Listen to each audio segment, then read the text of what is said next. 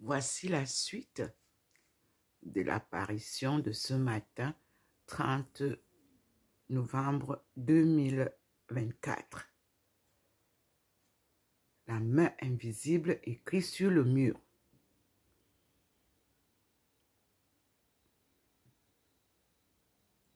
Vous avez deux figurines. Vous voyez, je suis au-dessus de la Sainte Face. Et Thérèse d'Avila est en bas de moi, comme cela se présente souvent à l'entrée sur le mur. Cette fois-ci, nous sommes au-dessus de la Sainte Face. Dieu nous enseigne à travers les enseignements de Jésus-Christ, ces paroles de vérité. Et nous lui disons merci. Et vous avez au-dessus la figurine qui est partie de là où c'était posé en haut. Et en haut, c'est un saint que nous allons suivre. Et j'ai reçu ce matin du Vatican le saint du jour. Donc, je vais lire à la suite pour comprendre, puisque le Seigneur nous présente le saint du jour qui va nous dire quelque chose que nous n'avions pas peut-être connu ou reçu. Voici la manifestation du Seigneur. C'est par sa lumière que nous reconnaissons sa présence.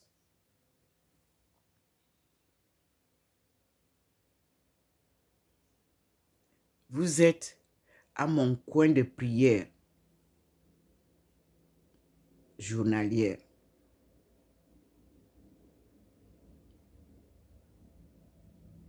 Où je loue la Sainte Face et le Seigneur tous les jours. En souvenir aussi de mes enfants qui sont décédés tout au long de ce chemin, je dis au Seigneur, c'est toi qui donnes et quand tu veux, tu récupères. Merci de me les avoir donnés, merci de les avoir récupérés et je sais qu'ils sont en bonne main auprès du Seigneur. Voyez, la lumière du Seigneur scintille au niveau du ventilateur. Mais le ventilateur, là, ne bouge pas. Il n'est pas en marche.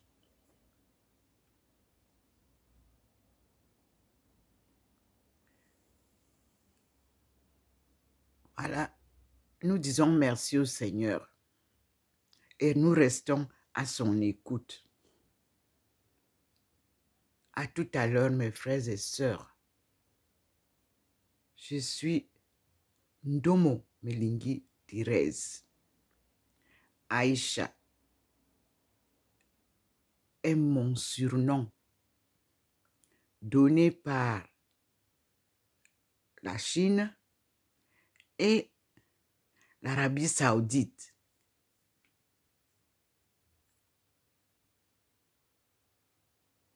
Et nous disons merci Seigneur. Tout ceci s'était passé en Chine à mon arrivée pour commencer la marche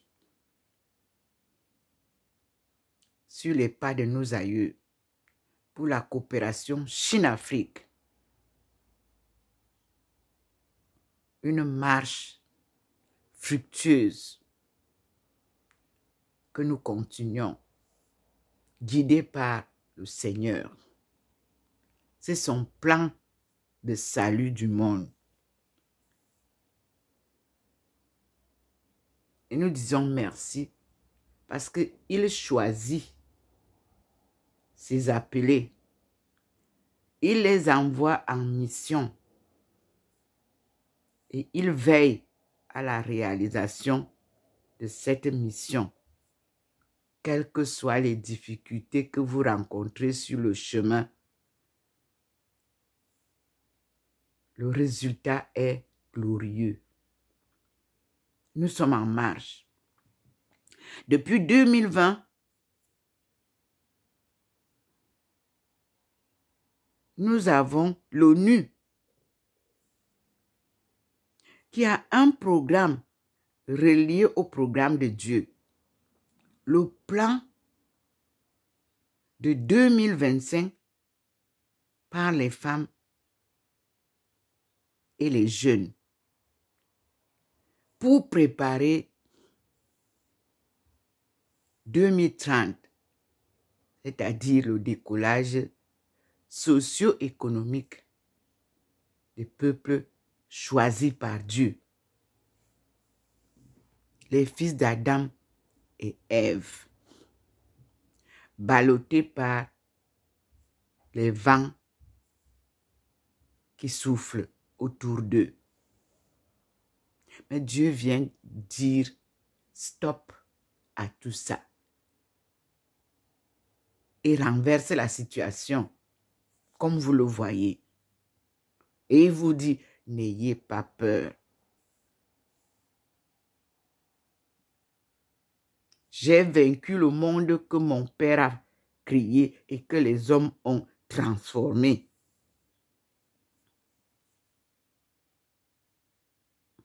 Notre planète est tournée à l'envers et Dieu vient la retourner à l'endroit. Cette planète est la création du Dieu Tout-Puissant. C'est lui le maître de l'œuvre. Nul ne peut aller à l'encontre de sa volonté. Et sa parole est vérité. Ses promesses se réalisent toujours. Il a choisi un leadership humain qui portera le flambeau pour aller vers l'émergence en 2035. Ceux qui seront encore en vie, souvenez-vous de cette marche.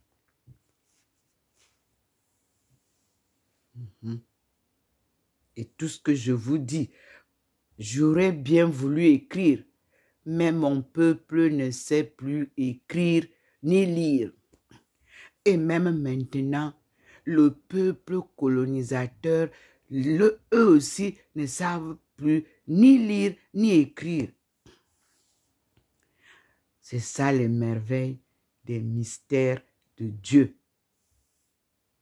Dieu vient vous montrer comment lui, il agit sans boucan. Il avait dit que son appelé ne criera pas dans les rues.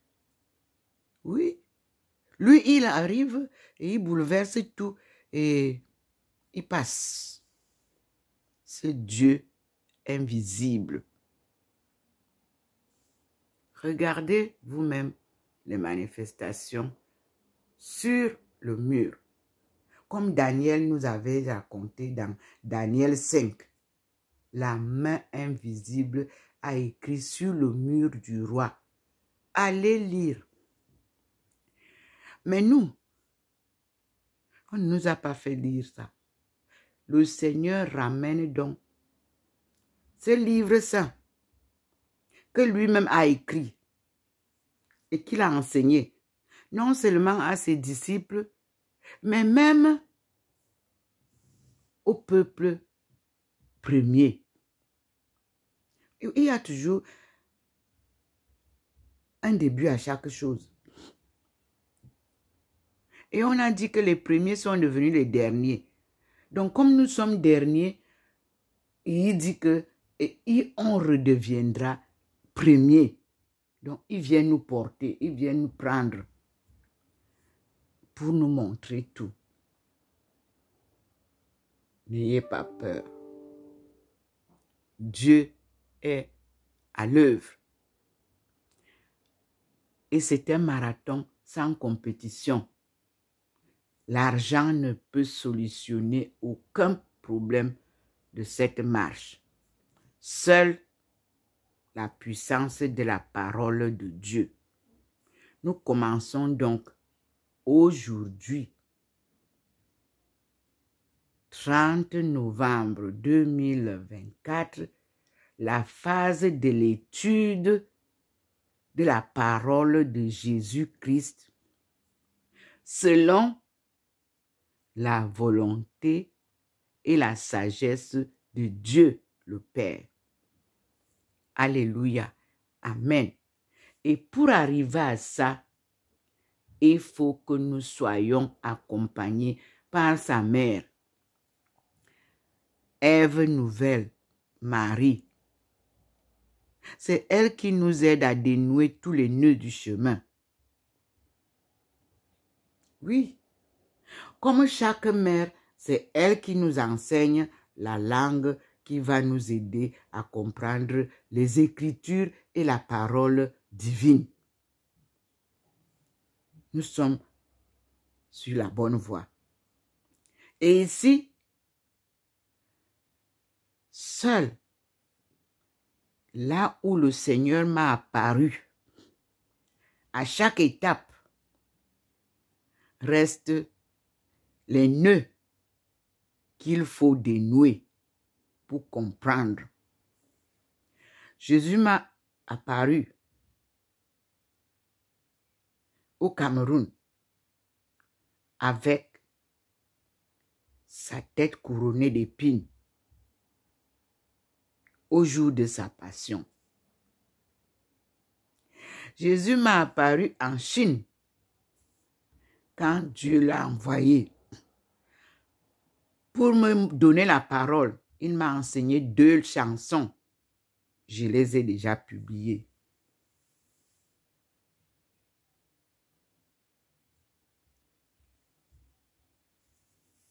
Je suis partie à l'an 2000.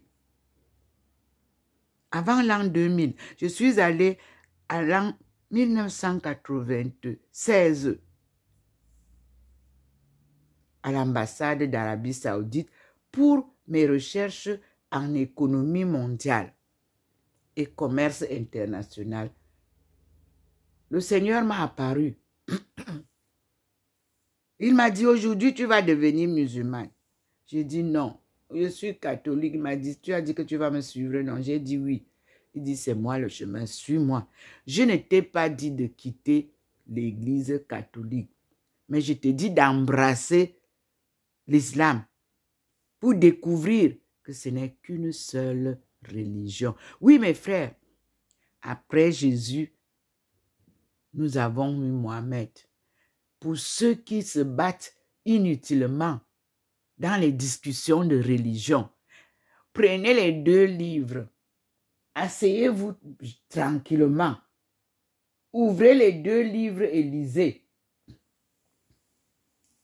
Vous allez découvrir. Et vous voyez vous-même, on a le chapelet, ils ont le chapelet. Écoutez bien ce que dit la parole de Dieu dans ces 2 livres. Vous allez vous embrasser un jour et être un pour louer le Seigneur. Moi, j'ai expérimenté ces merveilles-là. Quand je suis allée là-bas, eux, ils m'ont donné les livres. À la sortie, j'ai rencontré un vieux Italien qui m'a salué en chemin, je ne le connaissais pas. Et il m'a donné une pièce de 200 lire. Il est parti. Vous voyez la différence? Chez nous, on loue l'argent. On cherche l'argent. Chez eux, ils cherchent la vérité dans le livre. Ils récitent le Coran. Nous ne récitons pas la Bible. Voilà pourquoi on ne comprend rien. Il est temps de lire la Bible que nous-mêmes, on a corrompue. Elle est corrompue, la Bible. Ce que le Seigneur m'a révélé, c'est merveilleux. Dieu a un peuple qu'il a choisi. par Jacob. Et Joseph est le fils qui a été vendu. Et qui est Joseph? Le mari de Marie, le père de Jésus. Et qui est Jésus? C'est lui qui a accepté de mourir pour qu'on cesse de nous tuer. Qu'on cesse de tuer les gens. Il est mort sur la croix. Lui, crucifié. Comme tu veux venir les sauver, nous, on va te crucifier toi-même. C'est ce qu'il a eu. Mais je vous dis que l'histoire ne s'est pas arrêtée là. Il a promis que 3 jours après sa mort, il ressuscitera. Et cela s'est fait. Et il est monté au ciel. Mais avant de monter au ciel, il a fait couronner sa maman. Nous continuons. Et à l'an 2000, alors que la Chine et l'Afrique se rencontraient en Chine, le Seigneur m'a invité au mont des pattes des poules. Shi Tzu Tsan. Et le Seigneur m'a donné la clé dont on parle dans le livre d'Isaïe. Isaïe 22, verset 22. Porte que tu ouvres, personne ne peut fermer. Porte que tu fermes, personne ne peut ouvrir. C'est pour ça que vous ne faites que cogner sur les... Vous avez refusé d'écouter. Il avait dit qu'on ferme toutes les portes de l'Afrique et qu'on fasse le ménage comme la Chine avait fait pour que nous réussissions très bien notre décollage. Malheureusement, on a beaucoup de commerçants qui ne supportent pas un arrêt. Il leur a montré comment ça se passe. Ils ont perdu tout l'argent qu'ils ont ramassé du Cameroun. Ils ont perdu tout. Partout où ils sont partis investir. Le Seigneur les a laissés faire. Maintenant, il vous dit retour à la case départ. Et il a choisi un leader de l'Afrique. Je dis toujours le nom. Il s'appelle Paul Barthélemy Biabim Vondo. Je donne alors le nom complet. C'est le président de la République du Cameroun. Regardez maintenant comment les ambassades, les ambassadeurs se bousculent à la porte du Cameroun. Vous qui ne comprenez pas là-bas, vous qui insultez votre président, vous pensez que vous l'humiliez, vous vous humiliez vous-même. La honte est la vôtre, peuple camerounais. Vous avez la parole de Dieu.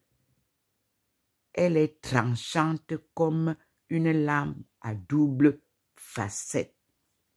Ressaisissez-vous. Amendez-vous. C'est ça que Dieu dit que conversion. Observez le monde et comprenez qui gouverne le monde. Il n'y a que Dieu. Et il nous ramène à la vérité. Donc, à la porte du non-retour, la porte au pied du mont du char de Dieu.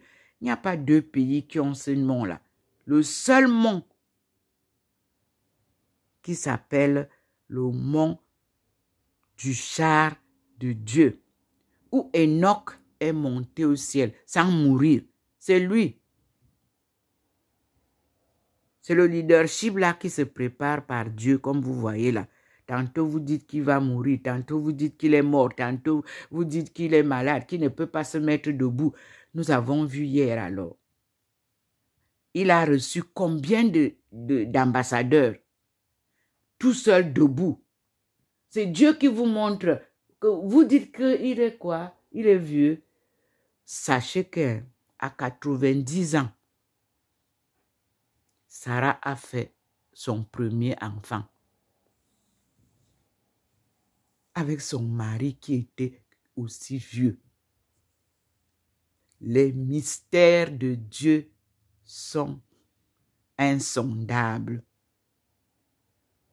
Voyons seulement la suite.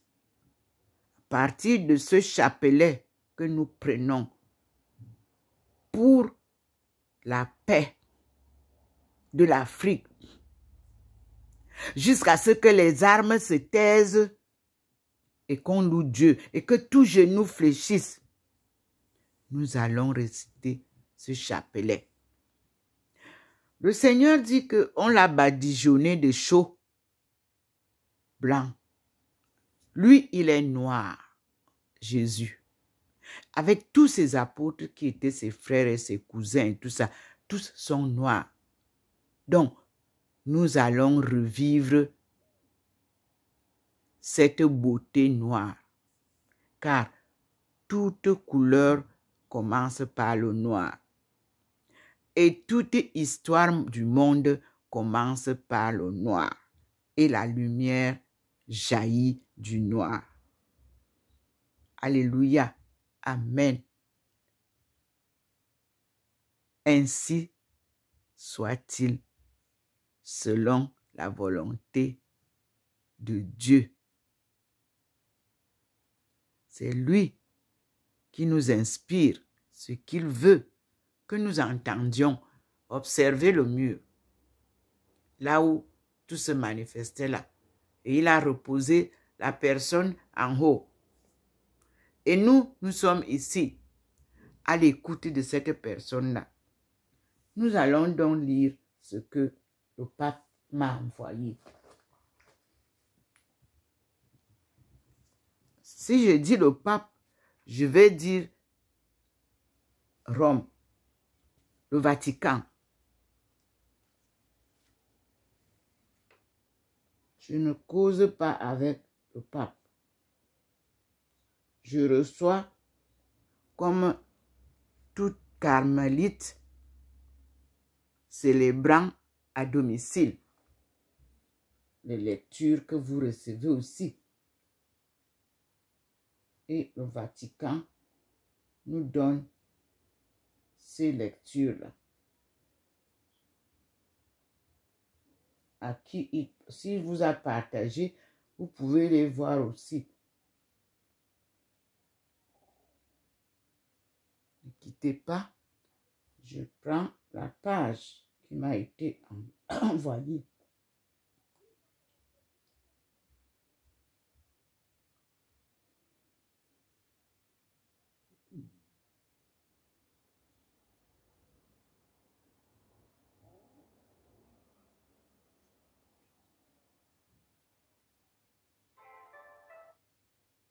Pardon.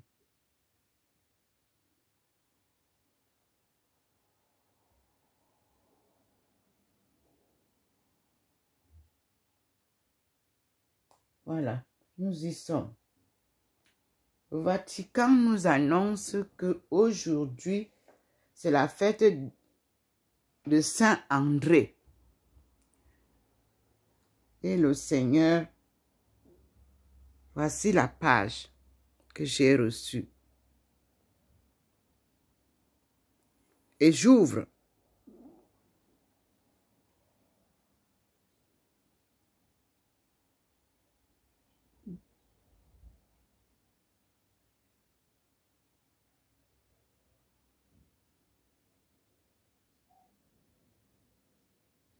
Et il est dit, c'est ça.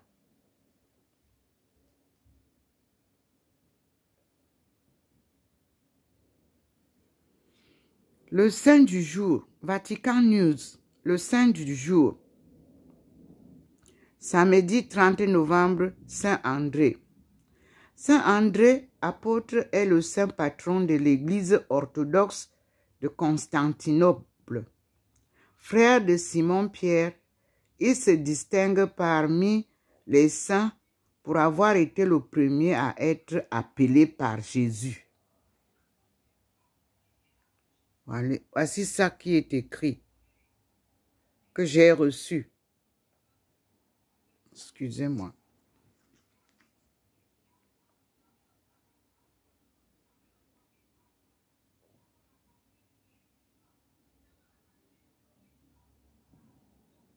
Voilà ça. Et je vais ouvrir là où on m'a montré pour que je lise. Là où c'est bleu. Et je clignote. Ou que je clique, comme vous dites. Et je lis pour vous. C'est Bibliotheca Apostolica Vaticana. C'est ça que j'ai reçu juste après la publication de mon rosaire ou mon chapelet. Et je vous lis. Le Seigneur a rallumé. Vous pouvez voir.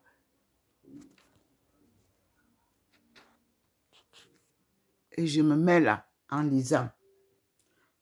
Le premier appelé par le Christ, il était de Béthadée, en Galilée, sur les bords du lac de Tibériade.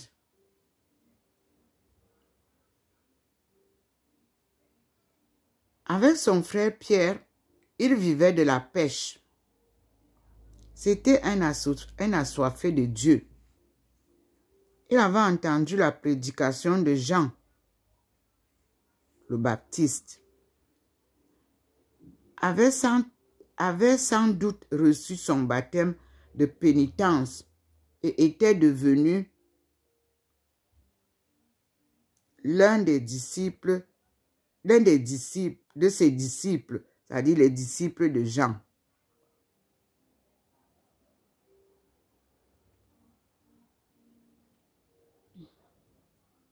Il avait su discerner l'exacte mission de Jean. Aussi, quand il l'entendit désigner Jésus, voici l'agneau de Dieu, il le suivit pour ne plus le quitter. Dès cet appel.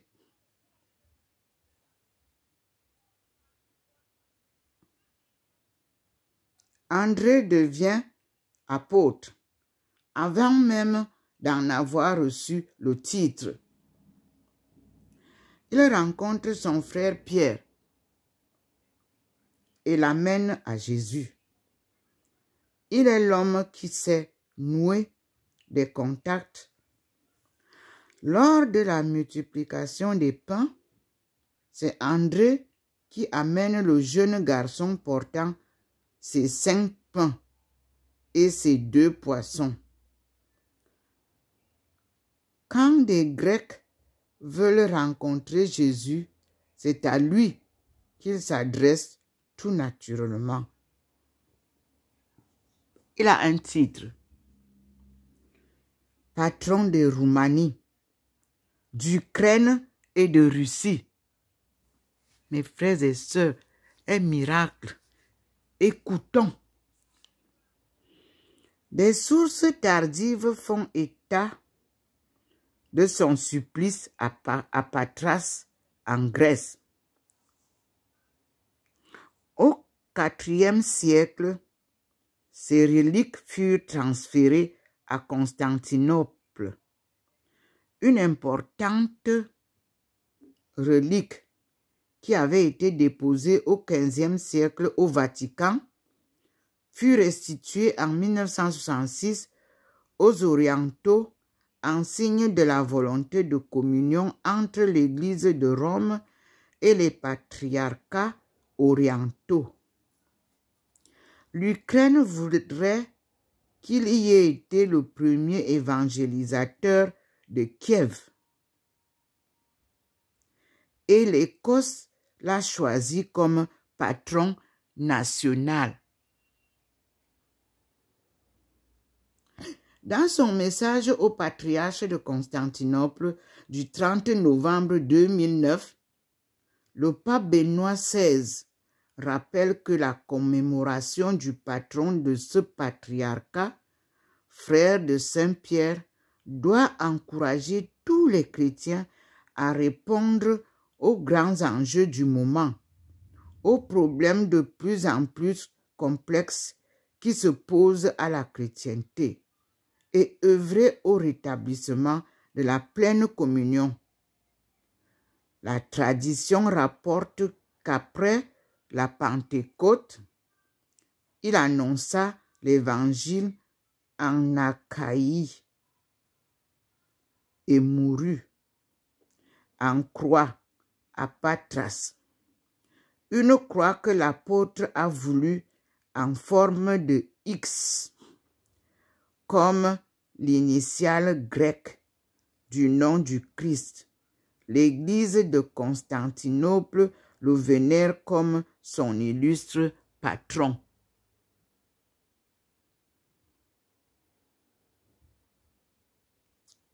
Fin de citation.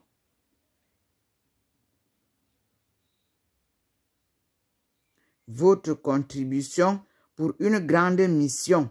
Soutenez-nous pour apporter la parole du pape dans chaque maison. Mais ici, nous avons, ce n'est pas la parole du pape. Là, c'est la parole de Jésus-Christ que le pape nous rappelle.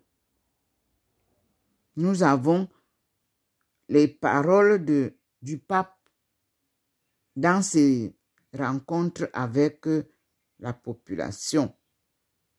Donc, ici, dans ces audiences générales, nous pouvons retrouver les paroles du pape. Mais ce que Jésus a voulu que je découvre après la publication que j'ai faite ce matin pour commencer les chapelets, voilà ce que le Seigneur nous rappelle. Donc, j'ai publié ce matin les mystères joyeux que nous allons réciter le lundi et le samedi, chacun, parce que nous faisons la volonté de Dieu, qui avait dit, si tu veux parler à ton Père, entre dans ta chambre, ferme la porte et dis-lui ce que tu veux lui dire. Même chose pour cette prière. On n'a pas besoin d'aller se rassembler dans une église.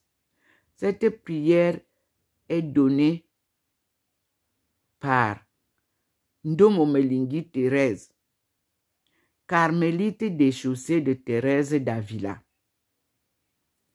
Elle prie à la maison et je reçois de Rome chaque fois, comme vous voyez ce que je viens de vous lire là, la parole du jour. Donc, ici nous avons pour aujourd'hui ce que j'ai publié sur Facebook. Nous avons les mystères glorieux. 1. La résurrection. J'ai dit, ne crains pas, je suis le vivant.